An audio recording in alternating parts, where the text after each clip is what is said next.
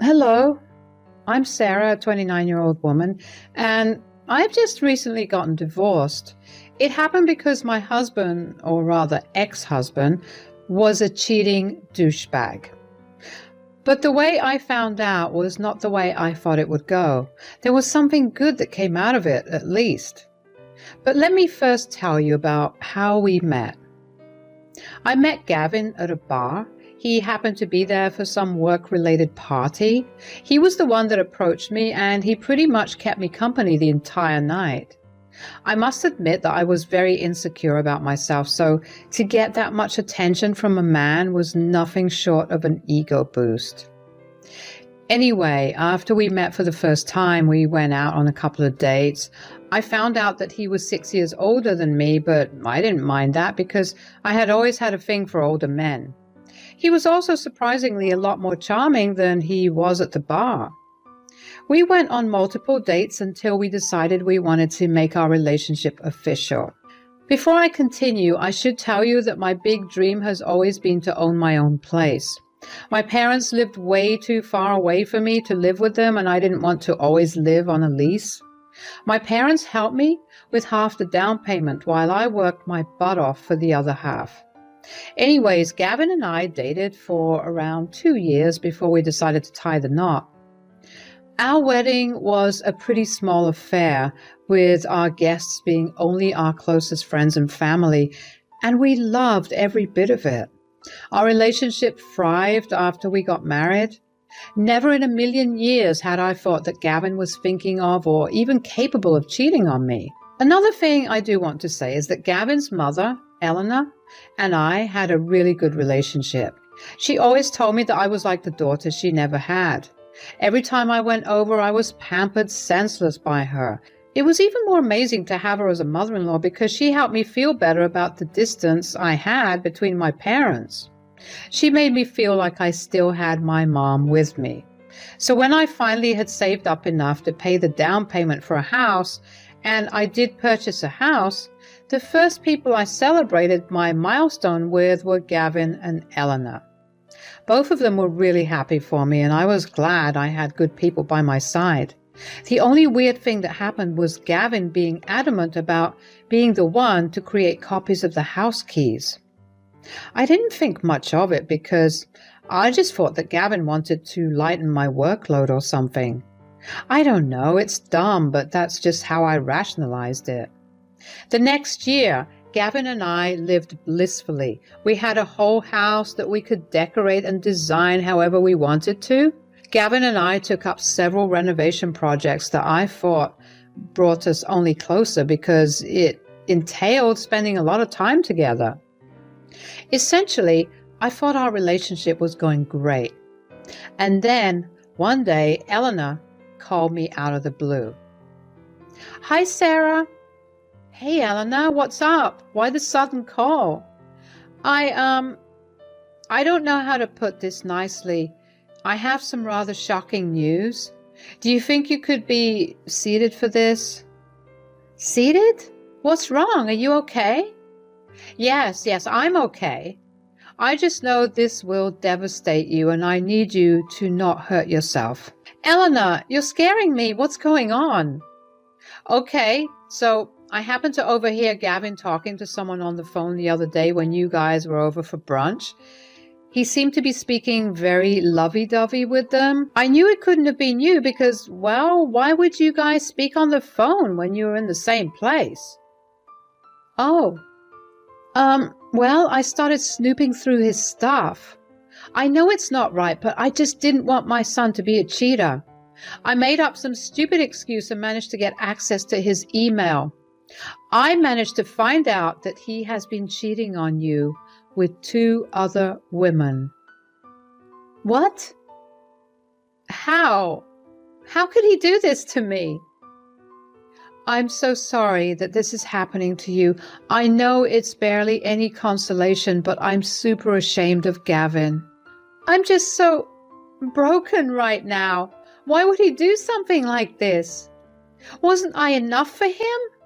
He had to go and cheat with not 1 but 2 other women?" Oh, honey, that's not the case at all. No one deserves this, and neither do you. But I'm afraid it does get a little worse. What could possibly make this situation any worse? Well, it turns out that Gavin made copies of your house keys and gave them to his affair partners. My world was spinning around me. What was going on? I wanted to yell at Eleanor. No, that was not right. I was angry, but I was not angry at her. I was angry at Gavin for ruining something so perfect and to defile my house in such a manner. I wanted to obliterate him. This was the last thing I had expected from him. He knew how hard I worked to own my own place. How dare he do that to me? A million thoughts raced through my head. I didn't know how to feel because my emotions were a mess too. Nothing was making sense, and in all seriousness, I wanted to talk to Gavin about this and see what he had to say. There was no doubt in my mind that Eleanor was lying to me. Eleanor loved me way too much to do that to me. If anything, it was because she loved me that she was telling me about her cheating son itself. Sarah, darling, are you there? Oh, yeah, I'm here. Sorry, I'm just processing everything. I don't know what I have to do or even what I want to do. I'm just so angry and hurt. I may have an idea if you're up to it. Oh, what is it? What if we take a little revenge on Gavin? Then you can divorce him and leave him in the streets for all I care. I love it. I'm fully on board with it. Also, I actually contacted these two girls. Turns out neither of them knew of the other, and they definitely had no idea that he was married too. So that scumbag was cheating on 3 people at once? That's a new low, even for him. Yeah. So I was wondering if you'd be okay with letting these girls in on our little revenge plan. You know what? That's perfect. Gavin has a weekend business trip this weekend to the other side of the city. At least I hope it is. I cross-checked with both of them, and neither of them has any plans with him anytime soon. Great. I'm hoping there isn't another mistress, but invite the other 2 over and we'll discuss the plan. Eleanor and I talked for a little while more. She could tell I really needed a shoulder to cry on, although I hadn't yet begun to cry. I guess my brain was still in shock and I was going to take some time to react, or I was just completely numb by the new information. Either way, I was still a mess. My emotions kept shifting from anger to sadness to hurt. Eleanor helped calm me down a little. She also helped me figure out how to treat Gavin normally until his business trip. I knew it would be a hassle. If I was this unstable with Eleanor, how would I maintain my composure in front of Gavin? At the same time, deep down inside, I knew I had to do it because I had to make Gavin feel the panic and pain I had felt. When Gavin got back from work that evening, I treated him like I always did. Whenever he smiled or laughed, I wanted to punch him. When he kissed me goodnight, I wanted to wash my mouth off with acid.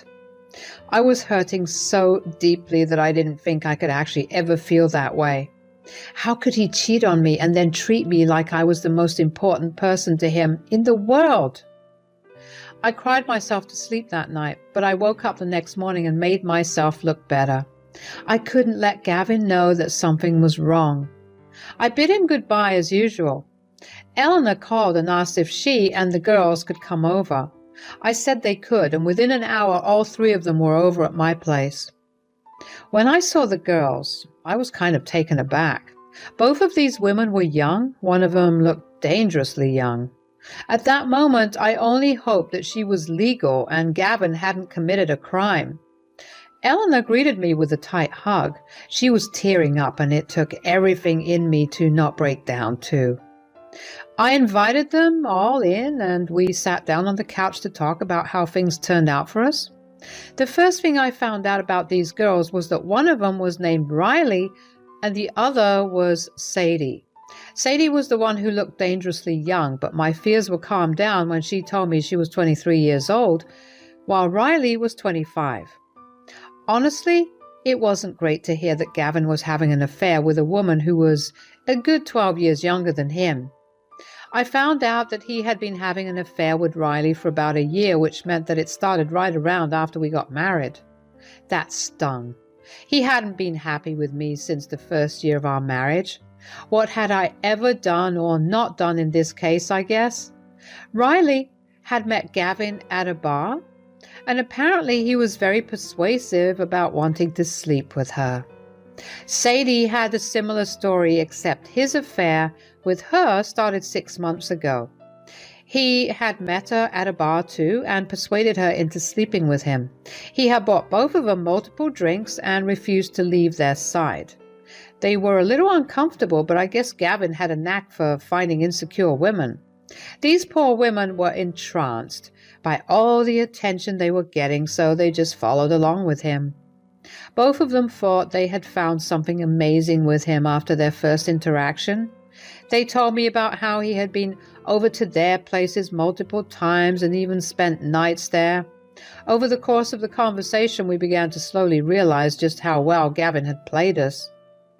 He used the excuse of business trips all the time to explain his time away from us. Then we began talking about all the things that he did to make us fall for him in the first place. Since I had been the oldest of the three of us, I started telling them about how he had been super charming and how he was a great listener. They agreed with me. As the conversation went on, we realized that he literally used the same moves on all of us. If any one of us received flowers, the other two received them as well. I don't know what he was trying to accomplish with that, but I felt like I was about to throw up.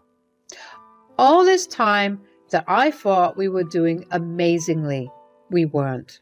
Every time he made me feel special, like I was the only woman in his eyes, I was not. I was just one of the ladies on his roster. I felt beyond betrayed. Riley and Sadie looked pale, and I figured I did too. We kind of just sat in silence for a while as we processed everything we had learned. Eleanor was the one to break the silence and bring us back to Earth.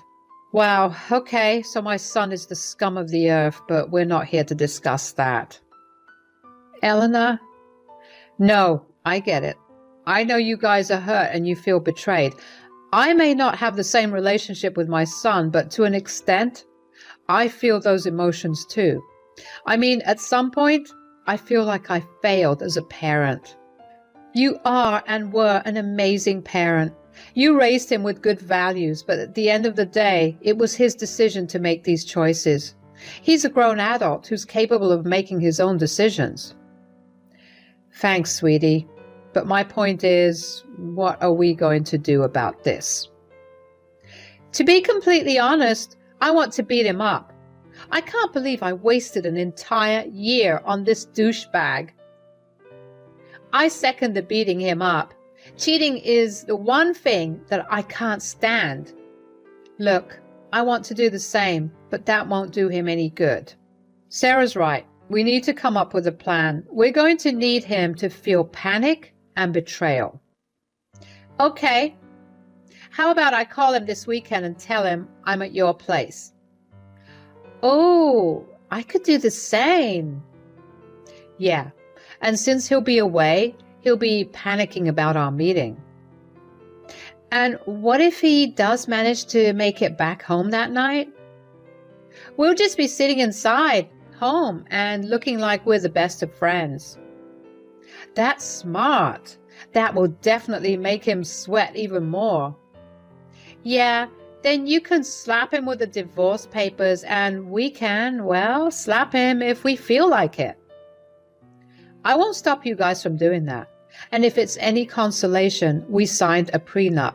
So when we get divorced, he'll literally have nothing. That makes me feel really good. He deserves nothing, and I'm glad he'll get what he deserves. Good. Now we have a plan in place. Sarah, Let's get your divorce filed, and then we'll work out the rest of the plan. We still had about 2 days till Gavin's trip. I don't know where I got my self-control or my patience from, but I was grateful that I had found it. I managed to keep the act up regardless of every instinct I had to confront him. I stopped crying because, as messed up as it seemed, I guess it felt a little nice to know that I wasn't in this all alone. There were other women who were hurt too, and if not for myself, I knew I needed to avenge these women. Riley, Sadie, Eleanor, and I had created a group chat. We kept each other updated there. I wasn't worried about Gavin snooping through my phone because he had never shown any interest in anything I ever did, which I now realize might have been because he was too busy cheating on me. Anyways, whenever Gavin left for work, Eleanor would come over and we'd go to the law firm and get the divorce filed and the papers printed. By the time it was time for Gavin's trip, everything had been set up. Sadie, Riley, and Eleanor came over about an hour after Gavin left. We all kind of just hung out and talked about how we were feeling. The girls shared the same sentiment of not feeling alone in all of this with me. I was glad that we all felt connected in some weird, messed up way. Eleanor lent us a solid shoulder to cry on. I knew she was hurting too, but I was glad that she never put her hurt over ours, and that she recognized the difference between our hurt. I waited until Gavin texted me another hour later that he reached his location to give Riley the go. She then picked up her phone and called Gavin. She had the phone on speakerphone. Gavin sounded pleasantly surprised to see her call him. Riley acted all excited and told him that she was coming over in half an hour because she had a surprise for him. Gavin sounded a little frantic. He kept trying to convince her not to go, but Riley was adamant and told him that she would be there before hanging up. Sadie waited about 15 minutes before she called Gavin. Unlike when Riley called, Gavin sounded snappy when he picked up Sadie's call. He asked her what she wanted, and she replied that she was 15 minutes away from the house. She told him that she would wait for him inside. If Gavin was just a little frantic before, now he was fully panicking. He once again tried to tell Sadie that he was out of town and asked her not to go there, but Sadie told him she walked long enough and she was tired and she just wanted to rest. She hung up the phone on him before he could get a word in. I have to admit, I felt this huge rush of adrenaline after this. Just the thought of how much Gavin must have been panicking sent a rush of happiness and satisfaction all throughout my body. I couldn't wait to see his face when he got back. Since the big part of our plan was done, we decided to make ourselves some drinks to make what was about to happen even more entertaining. When the drinks began to kick in a little, we all couldn't help but laugh at how stupid Gavin was to give both of them copies of the keys to my house, especially when I literally worked from home.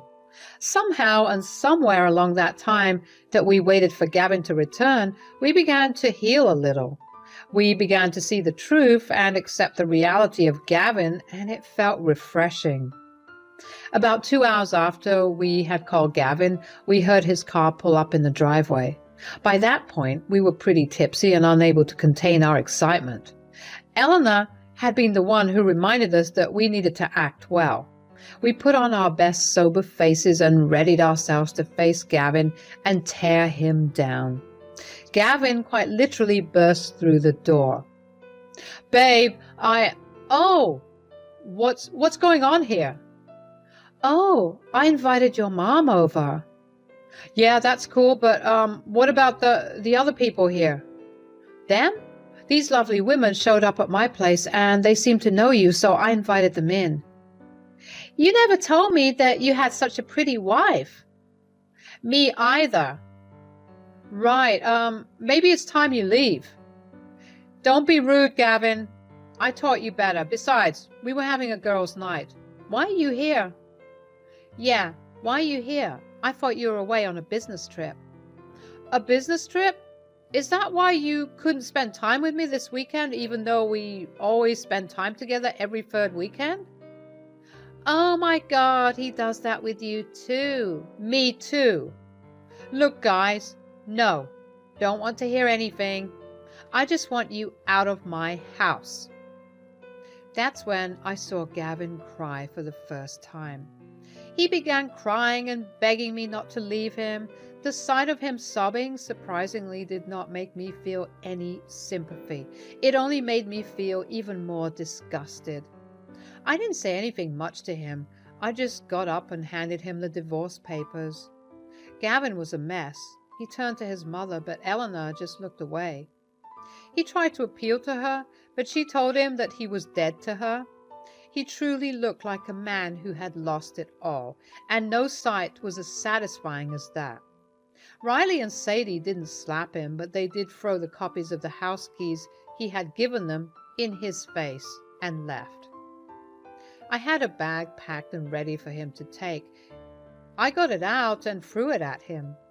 I told him he had 5 minutes to leave or I would get the cops involved. He left after that. I just sat down after that and finally cried again. This time Eleanor held me and both of us cried at the loss of someone who was so dear to us. An hour after Gavin left, my phone began to blow up with calls and messages from him. Every single text only made him seem more pathetic to me. In the next few months, my divorce would be finalized. Eleanor was a true rock for me in that time.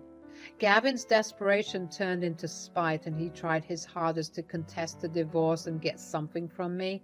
But I had him sign an ironclad prenup before we got married, so he got nothing out of the divorce other than a large bill to his lawyer. Anyway, I didn't really keep tabs on what happened to him, and neither did Eleanor. The one positive thing that came out of this whole experience was the new friends I made. After the divorce got finalized, Riley, Sadie, and I went out to a bar to party as a final screw you to Gavin. We got a lot closer, and even though it's still a bit of a sore subject, we managed to find the humor in our shared experience.